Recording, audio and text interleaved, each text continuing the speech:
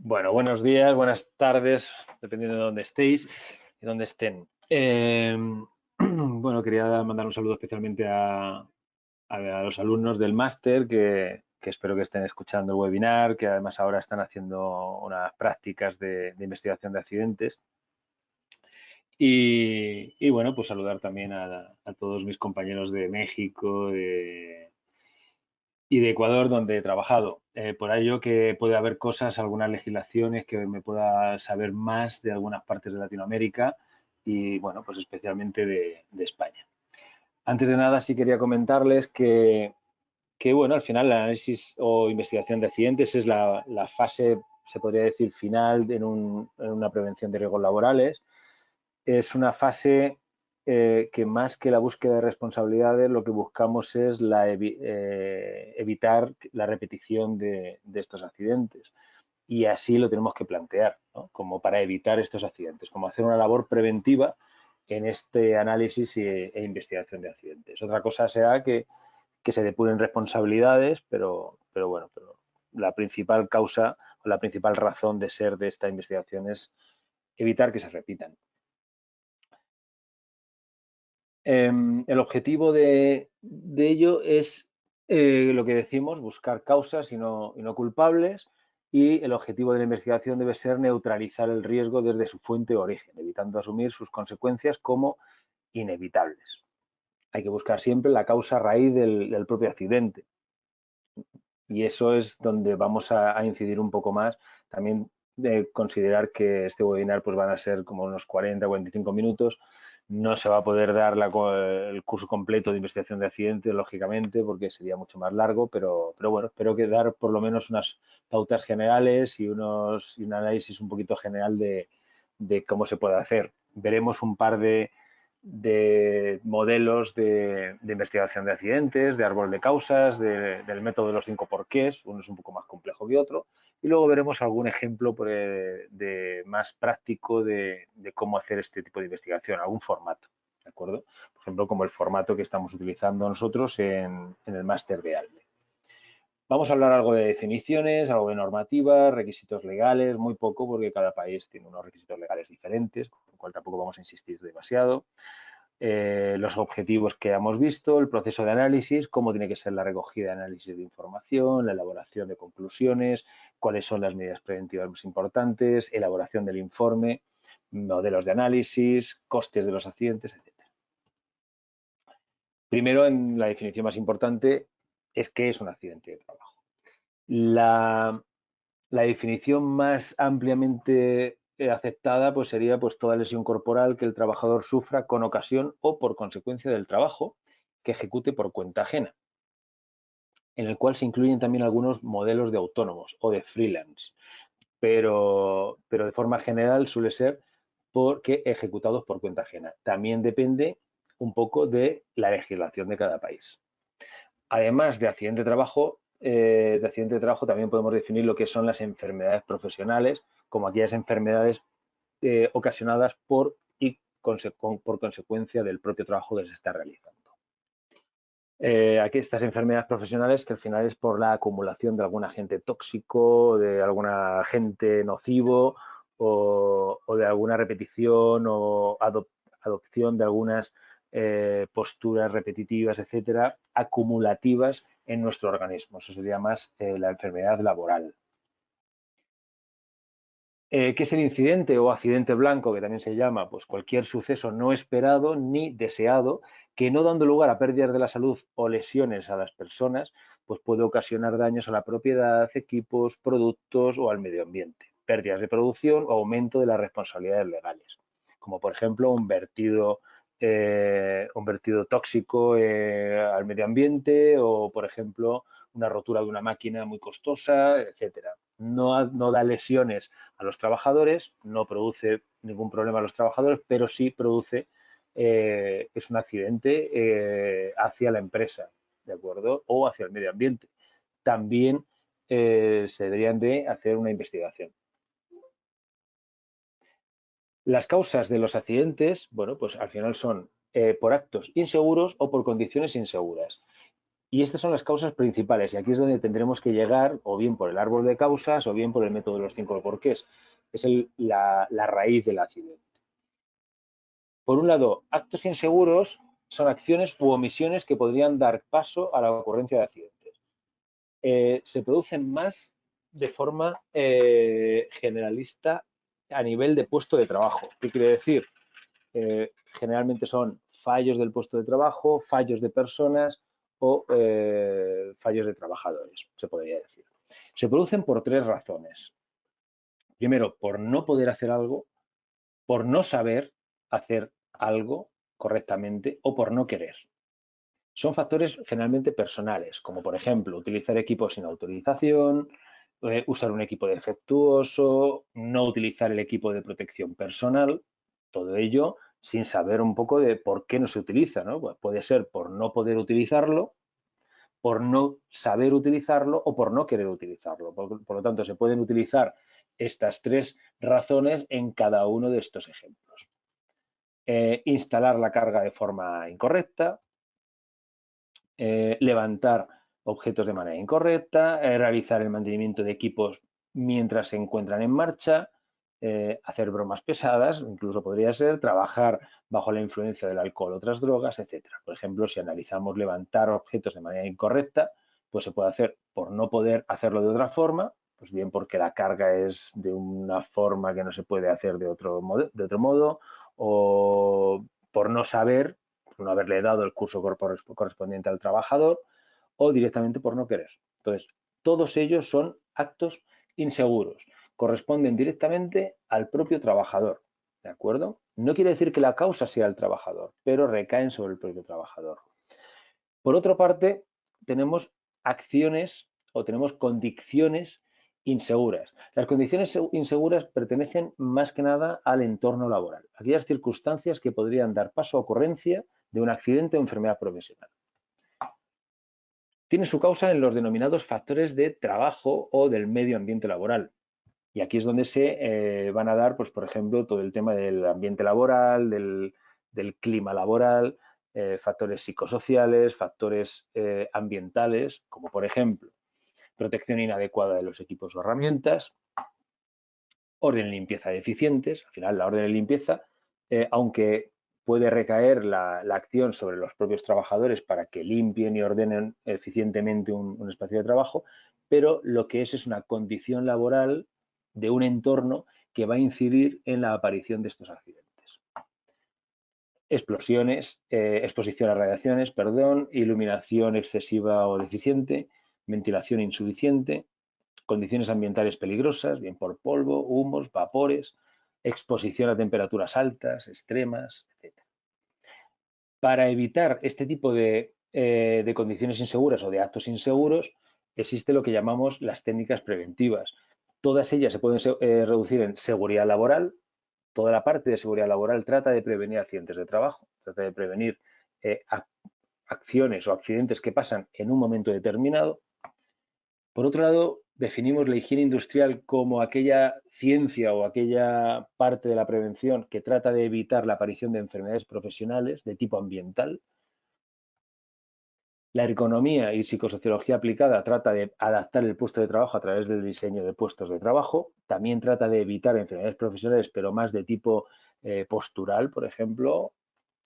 Y luego, por la última parte, es la última especialidad no técnica, que es la medicina del trabajo, que trata de realizar los reconocimientos médicos preventivos según el puesto de trabajo y según los riesgos que se han investigado ya o se han visto en la seguridad, la higiene y la ergonomía. ¿Qué se consideran accidentes de trabajo? Y esto es importante. También, ya les digo, que puede cambiar en función de la legislación, pero es ampliamente consensuado. Los accidentes producidos por o con ocasión de las tareas desarrolladas, aunque sean distintas a las habituales. Si un trabajador está realizando cualquier tarea propia de su puesto de trabajo y en un momento dado tiene que hacer algo diferente, ocupar otro puesto de trabajo o etcétera, también se podrían incluir dentro de accidentes laborales. Accidentes sufridos en el lugar durante el tiempo de trabajo. Tiene que estar en el lugar de trabajo y durante el tiempo de trabajo. No puede ser fuera del espacio de trabajo. a no ser que dentro de las acciones del propio trabajador se incluyan trabajos fuera del centro de trabajo. Entonces, pero tiene que estar recogido siempre en la evaluación del riesgo, en la evaluación de riesgos que tiene que hacer la empresa. Accidentes in itinere. Estos accidentes son aquellos que se producen para ir o para volver del trabajo a casa o de casa al trabajo. Antiguamente, por lo menos en España, sí se incluía tiempos. Decíamos, pues bueno, 2 horas antes de entrar, 2 horas después de salir, o 1 hora, en función de la ciudad, en función de la media estimada. Actualmente en España, por lo menos, no se estipulan tiempos, simplemente se estipula que se realice el trayecto entre el lugar de trabajo y el hogar o la casa por 2 vías, o bien por la más rápida o bien por la más corta. Una de las dos nos puede valer. Se corta todo este tema de accidente de trabajo en el momento en el que el trabajador, de camino a casa o de camino al trabajo, hace una parada. Siempre que haga una parada que no sea para ir a un aseo o que no sea para repostar, ya se deja de considerar accidente de trabajo in itinere. ¿De acuerdo? Accidentes in mission o en misión, o sea, aquellos accidentes que se producen en el transporte de trabajadores entre un centro de trabajo y otro, o entre el centro de trabajo habitual y, por ejemplo, una tienda, una ciudad, un pueblo más cercano, etcétera, simplemente para comprar algo o por ocasión del trabajo. Tiene que ser por ocasión del trabajo. ¿Por qué es tan importante que sea accidente in itinere o accidente en misión? Porque el que algo sea un accidente de trabajo o que no lo sea, pues va a implicar sobre todo un aumento de la accidentabilidad de la empresa, lo cual implica pues una mayor investigación sobre ese tipo de empresas, ¿no? Sobre todo cuando el número de accidentes que tiene una empresa está por encima del índice de incidencia medio del sector al que pertenece. Entonces, en ese caso, generalmente los gobiernos, a través de sus mecanismos oficiales, como pueden ser el Ministerio de Trabajo, etcétera, pues se van a hacer una serie de investigaciones. Aparte, por ejemplo, hacia el trabajador propiamente dicho, también si es un accidente de trabajo, generalmente las prestaciones suelen ser mayores que si son accidentes domésticos o enfermedades domésticas. ¿Perdón? Accidentes de cargos electivos de carácter sindical. Bueno, obviamente los sindicatos, los trabajadores que pertenecen al sindicato están realizando un trabajo para la empresa. No es un puesto de trabajo como tal, pero cualquier accidente producido o, que sea producido, o sea, que sea producido por su actividad dentro del sindicato pertenecería también a ser accidente de trabajo. Actos de salvamento, bueno, pues cuando tengan conexión con el trabajo, se incluye en caso de orden directa del empresario o acto espontáneo del trabajador. Si ocurre un accidente y un trabajador acude a rescatar a ese accidentado y en ese momento de salvamento, aunque sea de forma espontánea, produce un accidente laboral, obviamente también será un accidente de trabajo. Enfermedades o defectos anteriores, lo que hemos visto al principio, cuando se manifiesten o agraven como consecuencia de un accidente de trabajo. Enfermedades comunes que contraiga el trabajador con motivo de su realización del trabajo, aunque no estén incluidas en enfermedades profesionales. Habrá que ver, por ejemplo, en el caso que tenemos ahora mismo más reciente del coronavirus, de la COVID-19. Al final es una enfermedad que en muchos casos no se considera enfermedad profesional porque no está regulado, no está legislado que esté dentro del cuadro de enfermedades profesionales, pero parece más obvio que, por ejemplo, un sanitario esté más expuesto, sobre todo si es un sanitario que recibe enfermos de COVID-19, pues que sea al final una enfermedad que aunque sea común, se haya contraído por el trabajador por motivo o con motivo de la realización de su trabajo. Bueno, sería un claro ejemplo que en función del país pues puede estar ya recogido en el cuadro de enfermedades profesionales o no. Los indebidos a imprudencias profesionales. Bueno, pues los indebidos a imprudencias profesionales también depende, pero si ha habido una imprudencia profesional sin carácter deliberado, pues también se puede considerar como accidente de trabajo. Y luego los derivados de la actuación de otra persona. Pues culpa civil o criminal del empresario, de un compañero de trabajo o tercero, pues algo que haga otra persona, pues también sería accidente de trabajo cuando recae sobre un compañero.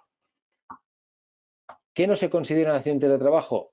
Los debidos a fuerza mayor, extraña al trabajo, como por ejemplo un rayo o trabajo a intemperie, etc. Accidentes debidos a imprudencias temerarias del trabajador. Una imprudencia temeraria es aquella acción que el trabajador, sabiendo que no está bien hecha, aún así la realiza sin hacerlo adrede, o sea, sin hacerlo a propósito, pero la realiza por bien, pues por terminar antes, por ir más rápido, por comodidad, por lo que sea. Sabe que está mal, aún así lo realiza de esa forma, bueno, pues eso es imprudencia temeraria. Dolo del trabajador accidentado. Pues parece claro, cuando se realiza algo debido a dolo, quiere decir que ha habido un accidente laboral donde el trabajador ha tomado parte activa en ese accidente laboral con un carácter de a propósito para beneficiarse posteriormente, beneficiarse de una indemnización o beneficiarse de una baja laboral o de lo que sea. Esos no se consideran accidentes de trabajo. Bueno, los requisitos legales, bueno, aquí pongo solamente los que conozco más, sobre todo los de España, se rigen por la Ley 31 del 95 de prevención de riesgos laborales. En cada país pues, podrá ser diferente. Y luego, por ejemplo, aquí en España y en gran parte de los países de Latinoamérica hay que hacer una notificación vía Internet inmediatamente a los ministerios o departamentos ministeriales o gubernamentales que se dediquen al tema del trabajo. En este caso en España es por una notificación tipo Delta, que se llama, que es simplemente la forma de notificarlo, y comunicación urgentes o graves o mortales especialmente. ¿De acuerdo? Siempre que hay una comunicación de este tipo, se planifica ya una investigación o una visita por parte de la inspección de trabajo. Así también, después de la notificación, habrá que hacer una investigación interna de la empresa.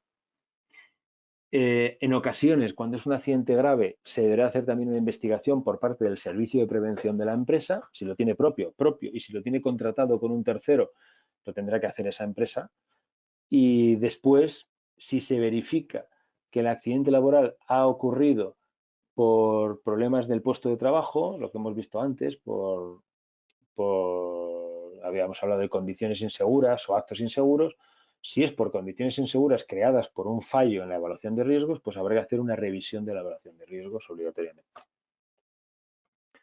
El objetivo del análisis de accidentes, bueno, pues hay un objetivo primario, que es conocer los hechos, qué pasó, conocer y deducir las causas, por qué pasó. O sea, primero, qué pasó, luego, por qué pasó.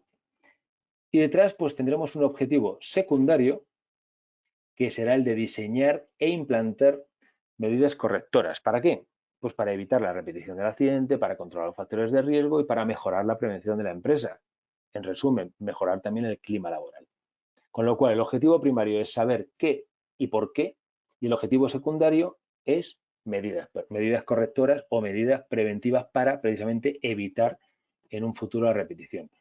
Con lo cual, no hay ningún objetivo aquí que diga que el objetivo ni primario ni secundario sea buscar responsabilidades. Y eso lo tenemos que trasladar nosotros también cuando vayamos a hacer la investigación de accidentes. Lo repetiré varias veces en el futuro, pero es muy importante no mostrar a los trabajadores a los que estamos preguntando o no trasladarles una preocupación de están buscando quién es el responsable, están buscando quién es el culpable.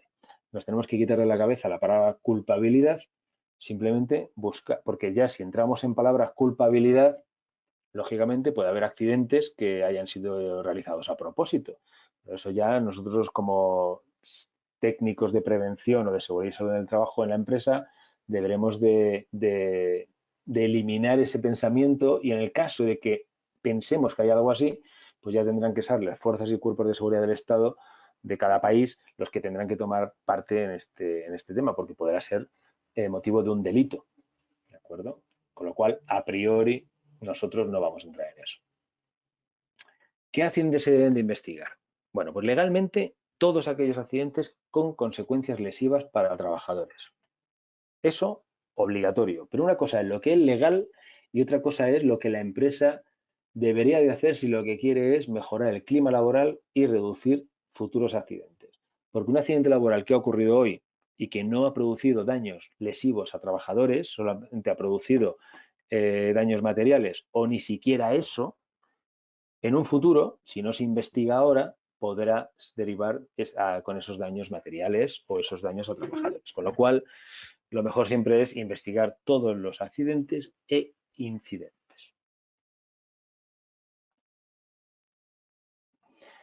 ¿Hay criterios para seleccionar cuáles accidentes o incidentes de investigar? Bueno, pues yo he estado investigando y he visto que básicamente la Organización Internacional del Trabajo considera que se deben investigar los accidentes que ocasionen muerte o lesiones graves. Esos siempre. Los accidentes que provocando lesiones menores se repiten. ¿Qué quiere decir? Provocan lesiones leves, pero se repiten en el tiempo. Bueno, pues esos también son proclives de ser investigados. Y aquellos accidentes o sucesos peligrosos que los agentes que intervienen en la prevención de la empresa o la administración consideren necesario investigar. ¿Qué quiere decir? Puede haber un accidente que no haya ocasionado lesiones graves o mortales, puede ser un accidente que solamente ha ocurrido una sola vez, pero bien el técnico de prevención de la empresa, el responsable de seguridad y salud, o bien la inspección de trabajo por parte del gobierno, han decidido que, bueno, pues es un accidente que a priori, si se vuelve a repetir, podría causar ese tipo de daños. Podemos decir que hay accidentes que bien por azar o por suerte no ha causado ningún tipo de accidente grave o lesivo para los trabajadores, simplemente por suerte. Y eso creo que todos tenemos en la mente cantidad de situaciones en nuestras empresas o incluso en nuestra vida cotidiana en la cual sabemos que lo que podía haber pasado, ¿no? Madre mía, qué suerte hemos tenido. Bueno, pues eso quiere decir que, vale, ese accidente no suele ocurrir, en ese momento no ha dado con condiciones, no ha dado con partes lesivas o con lesiones importantes para los trabajadores, pero en un momento dado sí podría hacerlo. Importante en el proceso de investigación, ¿quién, cuándo y cómo? Son las tres preguntas que nos tenemos que hacer. ¿Quién tiene que hacer la investigación? ¿Cuándo la tiene que hacer? ¿Y cómo la tiene que hacer? Primero, ¿quién la tiene que investigar? Primero, el mando directo del sector o área en la que se produce el proceso. O sea, el mando directo que está por encima del trabajador que ha sufrido dicho accidente. ¿Y por qué? Bueno, principalmente porque conoce perfectamente el trabajo, su ejecución, conoce a los trabajadores por su contacto continuo y presumiblemente será también el que aplicará las medidas preventivas, con lo cual esas medidas preventivas tienen que ser cumplibles. Muchas veces hacemos la investigación personal externo a la empresa que no conocemos muy bien el proceso productivo, etcétera. Con lo cual, si lo hacemos nosotros, tenemos que empaparnos muy bien de ese proceso productivo para poder dar unos parámetros, para poder dar unas medidas preventivas que sean acordes con el propio trabajo.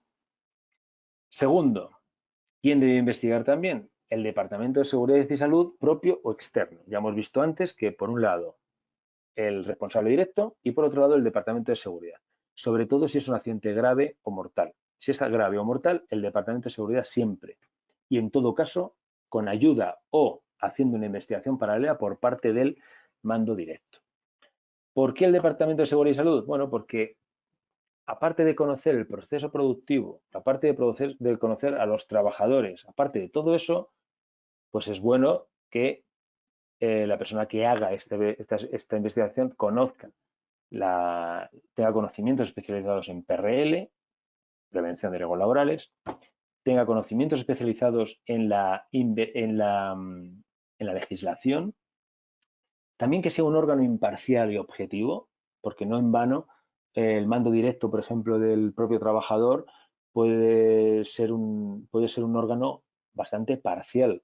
¿Qué quiere decir? Puede ser que las condiciones inseguras se hayan producido por causa o por, no vamos a llamar culpa, pero por una causa del propio mando directivo, con lo cual, lógicamente, la investigación va a estar un poco con ruido, como decimos, ¿no? Y sobre todo, no debe estar contaminado por otros intereses, ni económicos ni productivos. ¿En qué momento se debe realizar la investigación? Lo antes posible. ¿Por qué? Pues sobre todo para evitar información, para evitar la modificación del entorno de trabajo con el tiempo y también para evitar la contaminación del accidente, o sea, del accidentado y de los testigos, ¿no? Al final, cuando se dilata el proceso de investigación, pues entre los testigos pueden hablar entre ellos, pueden comentar, incluso puede haber presiones externas, con lo cual cuanto antes mejor. El mismo día del accidente, mejor que el día siguiente. Metodologías para investigar un accidente. Bueno, pues por un lado tenemos el árbol de causas, determina causas originarias del accidente a través de ver qué pasaba antes. O sea, cuáles son las causas que han producido ese hecho y cada uno de los hechos. Parte de una situación de daño, siempre parte de una situación de daño. Árbol de fallos o errores. Bueno, pues es parte de un hecho no deseado, de algo que no queremos que pase. Es un método deductivo de análisis que parte de la previa selección de un suceso no deseado. Sobre todo vamos a ver árbol de causas y también vamos a ver el método de los 5 porqués. ¿Y por qué? Valga la redundancia. Bueno, porque primero es un método muy sencillo que nos permite hacer preguntar 5 veces el porqué de una acción hasta encontrar el origen del problema. Es pues como las preguntas que hacen los niños pequeños cuando te preguntan ¿y por qué haces esto? Porque esto. ¿Y por qué? ¿Y por qué? ¿Y por qué? Bueno, pues al final, si nosotros mismos nos preguntamos hasta 5 veces por qué, es previsible que antes de esas 5 veces vayamos a llegar al origen del problema. Entonces, ese es el otro método que vamos a ver un par de ejemplos. El proceso de investigación, bueno, pues está la recogida de información, análisis documental de la información, determinación de las causas, definición de medidas preventivas. Importante en la primera fase de información básica es qué pasó y por qué pasó. Vamos a recoger testimonios de las personas relacionadas con el accidente, huellas, indicios. Bueno, cuando digo huellas no es que vayamos a buscar huellas como unos detectives, pero huella para nosotros es cualquier cosa que pueda dejar o pueda quedarse en el lugar del accidente y que nos den indicios de por qué pasó. ¿De acuerdo? Todo eso físicamente en el lugar del accidente. Realizar una investigación del accidente siempre in situ. ¿Qué quiere decir? En el lugar de trabajo. Nunca hacer investigaciones de accidentes a distancia. Si no se puede, porque bien el lugar del accidente ha sido lejos, en otra zona, o ahora, por ejemplo, que estamos en un momento de pandemia generalizada que a veces no podemos salir ni siquiera de nuestra propia comunidad autónoma en España o no podemos salir, este sí sería un ejemplo de una causa para poder salir, pero por lo tanto siempre que se pueda, siempre in situ. Analizar todos los aspectos que hayan podido intervenir, como las condiciones materiales, condiciones organizativas, muy importante, conocimiento humano, entorno físico, ambiental, o sea, conocimiento, comportamiento humano. Evitar la búsqueda de responsabilidades, lo que os dije antes, evitar la culpabilidad, aceptar solamente hechos probados, recoger hechos concretos y objetivos, nada subjetivo, nada que sea yo pienso que la culpa, yo pienso que pasó esto por... No, ha pasado esto, por esto, por esto y por esto. O sea, todo totalmente concreto y objetivo, porque no tenemos que olvidar que nuestras investigaciones de accidente pueden llegar a un juzgado, pueden llegar a una investigación judicial, con lo cual nos tenemos que olvidar de cualquier tipo de subjetividades, aunque conozcamos muy bien el proceso y conozcamos muy bien al trabajador. Aunque conociendo muy bien al trabajador, pensemos que alguna subjetividad del propio trabajador haya influido en el accidente, pero no podemos entrar en ese tipo de subjetividades. No hacer interpretaciones personales, por lo tanto, y no hacer nunca juicios de valor. ¿A quién hay que preguntar? Primero, al accidentado, fundamental, lógicamente. Hay veces que el accidentado no se puede investigar, o bien porque está en un estado grave, o bien porque ha fallecido.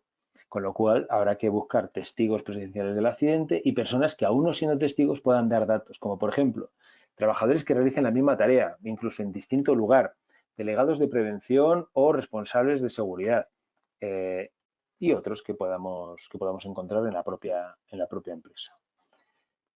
Se realiza siempre por entrevista temporal, personal, hay que hacer una presentación del investigador, quién eres, qué haces allí, de dónde vienes, cuáles son los objetivos de la entrevista Intenta crear un clima de confianza, muy importante,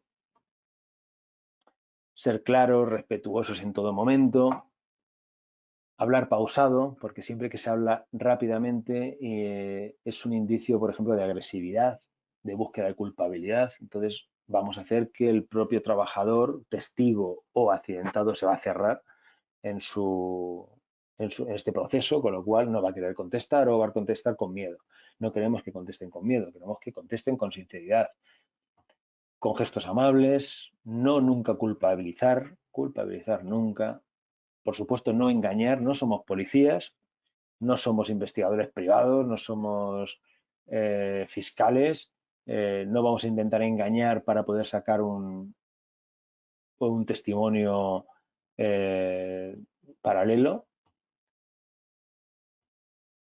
Ser conscientes de las condiciones del entrevistado, o sea, ser conscientes de que, por ejemplo, si ha sido el propio accidentado, va a tener un condicionante muy importante, subjetivo, de miedo miedo al despido, miedo a represalias, miedo a bueno, miedo a ser culpable él mismo. No, no en vano ha habido muchos casos en los cuales tras un accidente laboral ha sido culpabilizado por parte de un juicio, por parte de un juez, el propio accidentado, con lo cual siempre cada uno tiene sus miedos. Entonces hay que tener en cuenta todo este tipo de cosas, la afectación emocional de lo sucedido, las consecuencias para su futuro, de su familia, el temor a sanciones, intereses del propio entrevistado, dificultades para expresarse, situar a la persona entrevistada, primero, nombre, apellidos, puesto que ocupa, cualificación en material de seguridad y salud, experiencia en el puesto, antigüedad en la empresa, en el puesto, formular preguntas abiertas, como qué recuerdas, dónde estabas, ese tipo de preguntas, sobre todo para que ellos mismos puedan explayarse, o sea, que para ellos mismos puedan contestar de una forma larga. Porque si le preguntas, ¿recuerdas si había yo qué sé, iluminación adecuada? Te estás preguntando algo muy específico. Te va a contestar sí o no. Ahora, si le preguntas, ¿qué recuerdas?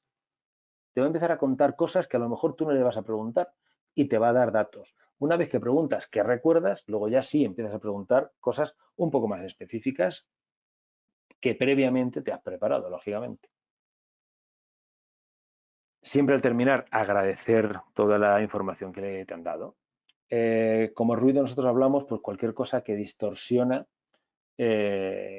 lo que nos está contando el trabajador, como la ausencia de un lugar físico adecuado, pues no hacer una entrevista en un sitio donde hay mucho calor, mucho frío, mucho ruido, en el centro de trabajo, pues irte a, por ejemplo, a un despacho un poco más tranquilo, etcétera.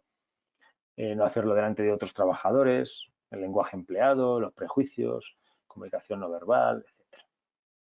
Bueno, y quería ir ya directamente, porque al final la determinación de errores es un poco, sobre todo, los fallos en todo lo que hemos visto. Eh, Quería ver el ejemplo, ¿no? El método de árbol de causas. ¿Qué tuvo que ocurrir para que este hecho se produjera? Bueno, pues primero la reconstrucción en cadena de antecedentes, conexiones cronológicas, lógicas y existentes, etcétera. Por ejemplo, un accidente tras colisionar una carretilla con la estructura de una estantería. Bueno, pues dicha estantería se desploma y cae sobre el propio trabajador que está conduciendo la carretilla. ¿Qué carece de pórtico de seguridad? Bueno, parece claro a priori qué nos va a dar. El árbol de causas al final. Primero, trabajador accidentado con un traumatismo craneoencefálico severo. Bueno, pues esas son las consecuencias que no deseadas. ¿Por qué? Primero, porque una mercancía se cae, porque la mercancía le golpea en la cabeza. ¿Por qué se cae? ¿Y por qué le golpea en la cabeza? Son procesos diferentes. No pertenecen al mismo árbol de causas, no pertenece a la misma consecuencia. Por un lado, no se debería de haber caído esa mercancía y por otro lado, si se cae, no debería de haberle golpeado en la cabeza. Con lo cual, ¿por qué se cae? Porque estaba desestabilizada. ¿Por qué le golpea en la cabeza? Porque la carretilla no tiene protección contra objetos. A su vez, ¿por qué está desestabilizada? Pues bien puede ser por falta de controles periódicos, por velocidad excesiva, por pasillo muy estrecho. Por otro lado, ¿por qué la carretera no tiene protección de caídas ante objetos? Etcétera, etcétera.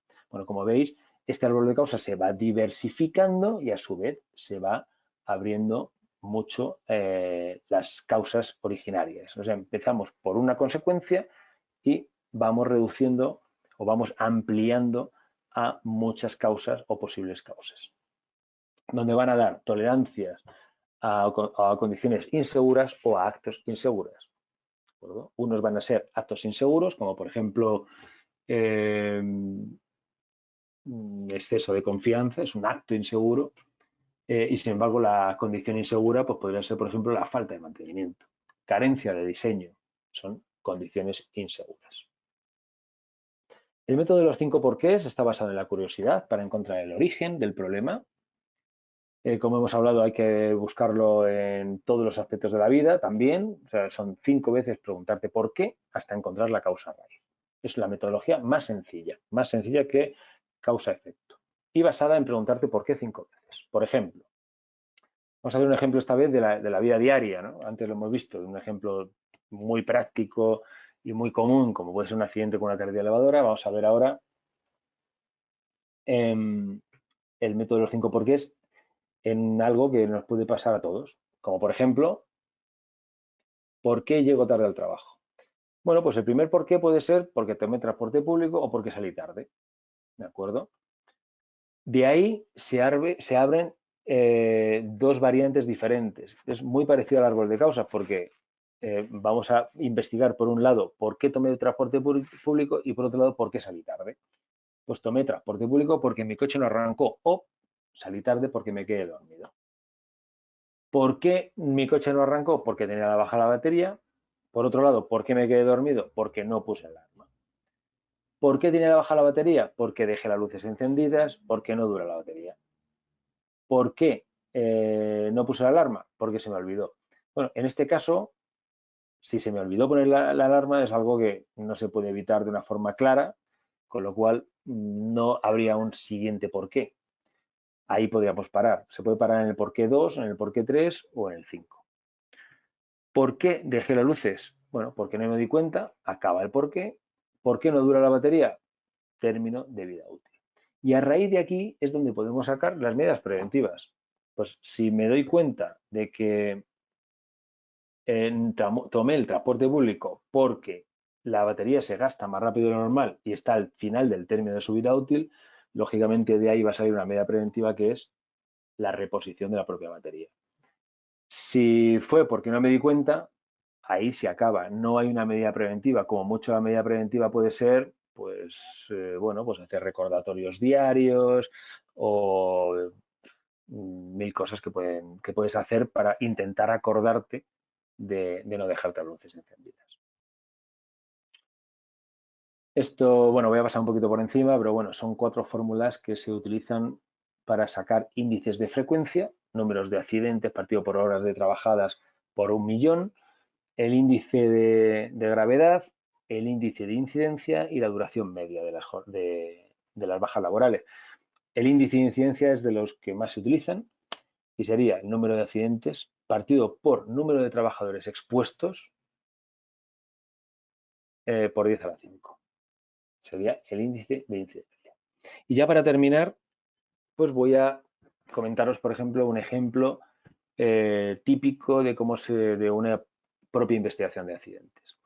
Tanto que hagas el modelo de los 5 porqués como que hagas el modelo del árbol de causas o cualquier otro modelo, al final es donde ese modelo lo vas a implantar aquí en qué aspectos contribuyeron al accidente y cuáles son las razones básicas para la existencia de dichos aspectos. O sea, vamos a hacer esos dos modelos para poder rellenar este tipo de parte de accidentes. Esto sería un parte de accidentes típico de una empresa. Por ejemplo, una empresa que se llame Universal Limpieza, me lo he inventado. Centro de trabajo en Madrid, que es donde yo me encuentro, nombre del trabajador, la edad, la antigüedad en la empresa y en el puesto de trabajo, qué puesto de trabajo, por ejemplo, limpieza de talleres, y la fecha del análisis. Datos del propio accidente. El centro de trabajo, si era el habitual, si se hacía el trabajo en otro centro de trabajo, en este caso sí, porque es una empresa que trabaja en otros centros de trabajo, es una contrata. Si ha sido en su desplazamiento en su jornada laboral, al ir y volver al trabajo, si ha sido en itinere, en misión, cuál es la fecha del accidente, la hora del día, la hora de la jornada. Es importante también, no solamente la hora del día, sino qué hora de la jornada laboral, si es primera hora o última hora de la jornada laboral, porque sí se sabe que después de hacer investigaciones generalistas de muchos accidentes, que la primera y última hora son las más peligrosas, parte del cuerpo que se ha lesionado, equipo, objeto, sustancia que causó la lesión, lo último que causó, no vamos a ver cuáles son los orígenes o las causas, sino qué ha causado la lesión y qué personal se ha consultado. Primero, cómo sucedió, descripción pormenorizada de lo que pasó, qué aspectos contribuyeron, cuáles son las causas o las condiciones, sobre todo en las condiciones que, como hemos hablado, inseguras que pudieron contribuir a la aparición de este accidente y cuáles son las razones básicas para la existencia de los aspectos que antes hemos determinado. O sea, si hay una falta de iluminación, por ejemplo, y pensamos que esa falta de iluminación es la causa principal del accidente, ¿cuáles son las causas para que haya esa falta de iluminación? Si decimos que los aspectos que contribuyeron fueron que la carga de la estantería estaba desestabilizada, ¿cuáles son las razones básicas para que esa carga esté desestabilizada? O sea, si os fijáis un poco, este mismo formato ya nos está dando tanto el método de 5 porqués como el método del árbol de causas. Es otro tipo de metodología, ¿de acuerdo? Y luego las medidas preventivas adoptadas para su repetición. Aquí he dejado indicados 3 tipos de medidas preventivas importantes, como por ejemplo, relación de medidas organizacionales, y dentro de medidas organizacionales pueden ser disminución de jornada laboral, controles periódicos, quién puede realizar los controles periódicos, etcétera. Realización o redacción de medidas específicas técnicas, pon esto, quita esto, modifica esto, controla esto, etcétera. Y medidas de controles periódicos, pues controla periódicamente o cada 2 meses o todos los días y documenta esos controles periódicos. Y como ya no me queda más tiempo, no quiero seguir mucho más.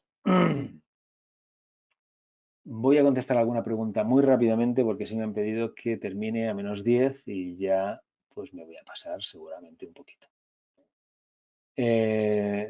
Vamos a repasar un poquito las preguntas que me han hecho.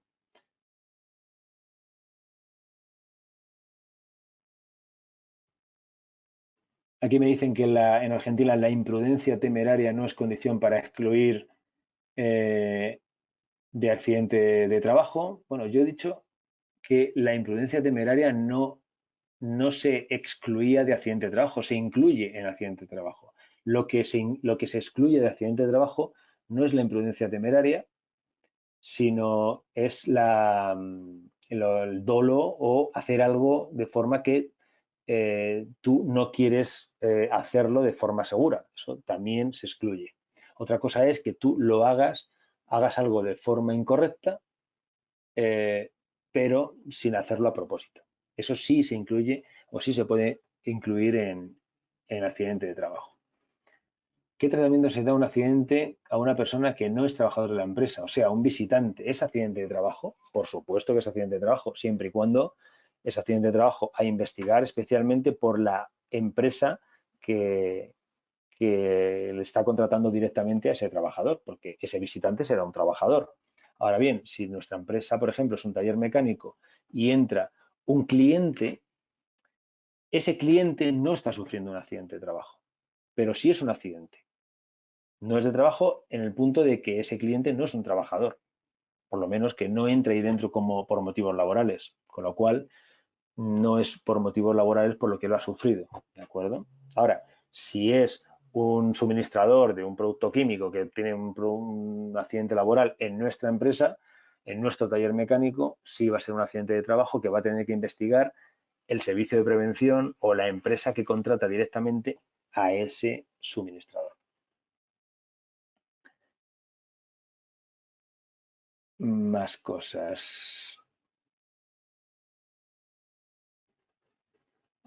Me dice, por ejemplo, Marisol, que la empatía hacia las personas afectadas o causantes nunca debe faltar. Por supuesto, la empatía no debe faltar, es lo primero que os he dicho. Siempre ponte en lugar del otro y te darás cuenta de que, bueno, que no está pasando por una situación sencilla. ¿De acuerdo? Yo por lo menos que he tenido que investigar, por desgracia, 4 accidentes mortales y algún accidente grave. Bueno, pues ahí te das cuenta de que no es, desde luego, no es nada fácil ni para los testigos, ni para los responsables del trabajo, ni tampoco, lógicamente, para las familias, ¿no? Entonces hay que tener siempre en cuenta todo esto.